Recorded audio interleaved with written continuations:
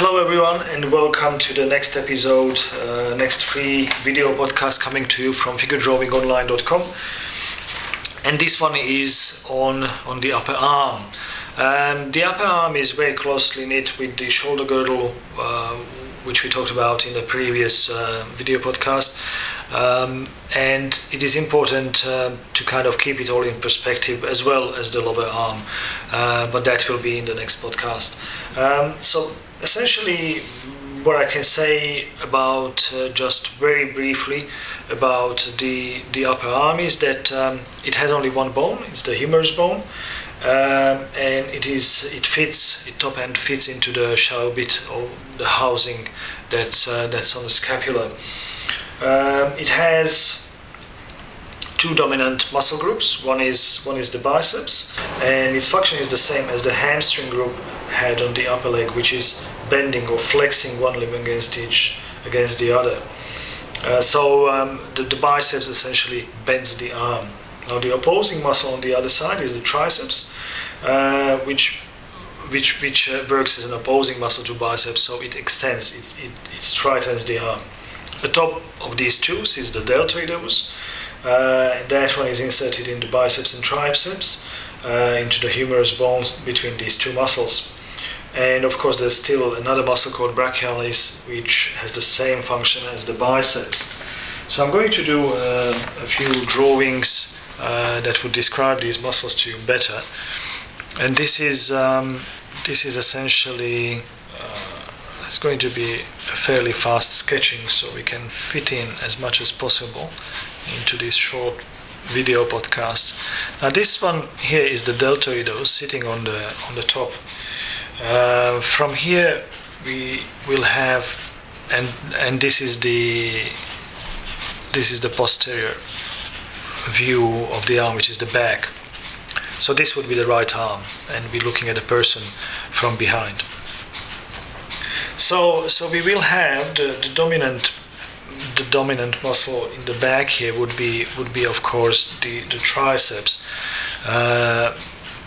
We have also these other auxiliary muscles here. The one on the top, this one here is the infraspinatus. This one here is the teres major, that come from the scapula and are inserted into the humerus bone just underneath there. And then of course there we have the latissimus dorsi curling downwards. But in terms of the triceps, it kind of looks like this.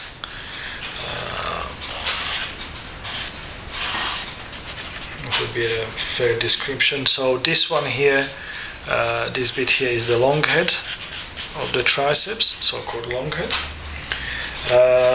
This bit here is the medial head, and the one on the other side, this bit here is the lateral head.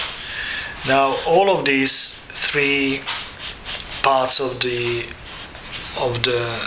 triceps kind of end in a flat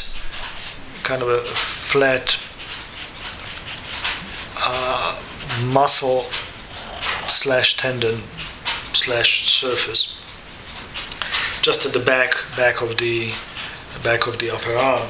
And then of course we have the other muscles flowing down, which we will talk about in the lecture on, or I should say in the video podcast on the lower arm.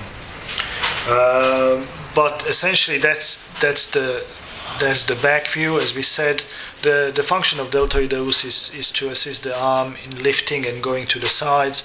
The triceps straightens the arm, and the biceps flexes the arm, which means it bends the arm. So if we have the same kind of view from the other side, then we would end up with something like this. So that's the deltoideus sitting on the top, and like I said earlier, it is inserted between biceps and triceps. So just down there we would have the biceps, which also has two heads, but the more detailed description you can find in the proper full lecture on the upper arm, which is at figuredrawingonline.com. So this deltoidos here is inserted between the biceps, that's the biceps, and the triceps, that would be protruding just behind.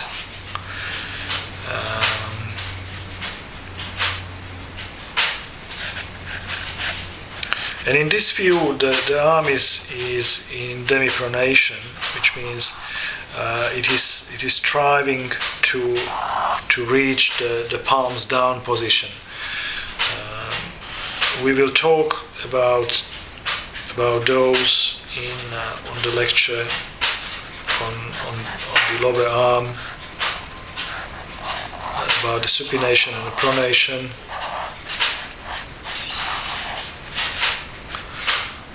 But this is essentially how it looks, and then of course from here we have the fibers of the pectoralis major coming out. So that's the triceps, and just between those two we have still wedged in the brachioradialis. Brachioradialis has the same function as, pretty much the same function as the biceps on the other side. So I'll just do a quick drawing to see how these things work. Now, in this image, the arm is overextended. It's not a very pleasing view. We accept it because we kind of all able to, more or less all able to do it, and we see it every day, you know, and we're looking at a photograph, so we kind of automatically accept what we're looking at.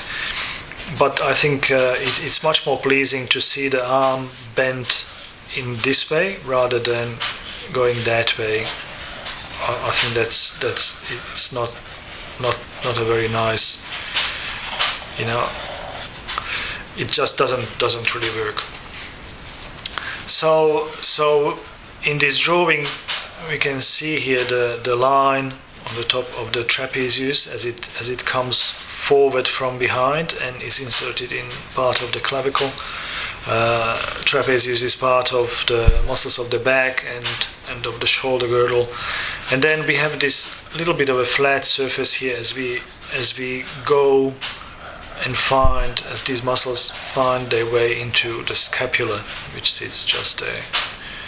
And in the front, of course, we have the pectoralis major ending in the sternum here, and then we have the other side of the pectoralis major on the other side. It is incredibly important at all times to visualize the larger masses, because they will dictate the rotation and the position of the body. The smaller parts, the nipple on pectoralis major, we always follow. We don't have to worry about the small detail till it's actually needed. Once we work out the large mass, it is much easier to put in the smaller details. So that's about it, I think, in terms of the upper arm. There isn't that many muscles to worry about. Literally, it's just the three large bulges, which is the biceps, which flexes the arm, the triceps, which extends or straightens the arm, and between them is the brachioradialis, which has a very similar function to the biceps.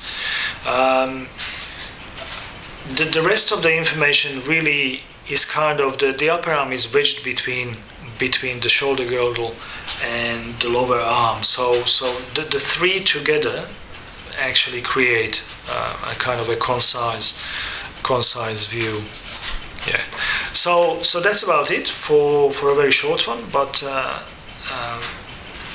interesting, I hope, episode on the upper arm. I'll see you next time with the lower arm. Thank you very much for watching.